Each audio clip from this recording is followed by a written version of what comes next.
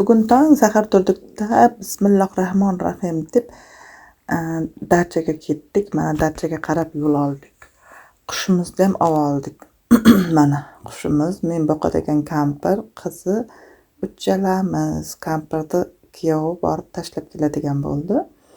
Men kecha dam olishga ketgan edim. Dam olishda Umid opamlarnikida qoldim. Tong sahar turdimda qarab yo'l oldim. Endi Bismillahirrohmanirrohim deb ketamiz. Bu shahardagi uyi. Mana bu qizil mashina kampirimning kelinining mashinasi. Endi Bismillahirrohmanirrohim deb yo'lga chiqib yo'lga ketamiz. Duo qilinglar, ish qilib militsiya ushlamasin, yo'llarda militsiyalar bo'lmasin, chunki bugun yakshanba. Yakshanba kuni ana shu odamlar dam olishga ketadi. Shuning uchun ham ataylibdanmi bilmayman, militsiya ko'p bo'ladi. Yo'llarda kampirga ham, o'g'liga ham aytdim. Kampirning qiziga, kuyoviga deganim o'g'liga debman. Duo qilinglar, ish qilib militsiya bo'lmasin deb o'ylanma, inshaalloh bo'lmaydi deb yo'llarga chiqdik. Mana chiroyli joylardan o'tdik. Tog' toshlardan o'tdik. Juda ham yaxshigina aylanib. BEM degan magazin bor mana shunaqa Turkiyada. Buni Turkiyada yurganlar juda ham yaxshi taniydi, juda ham arzon magazin. U yerdan bismillah deb hamma narsa produktni qilishni boshladik. Narsalar oldik.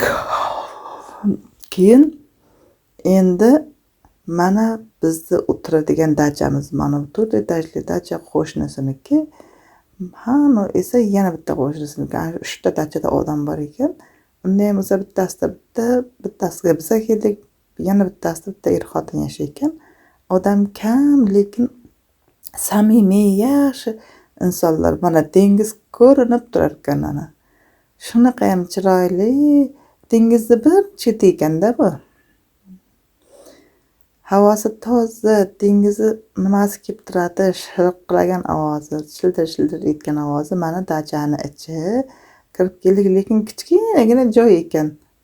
Kichkinagina oshxonachasi, mana bu o'tiradigan zali. Endi qushimizni ham olib kelib joylashtirdik bu yerga.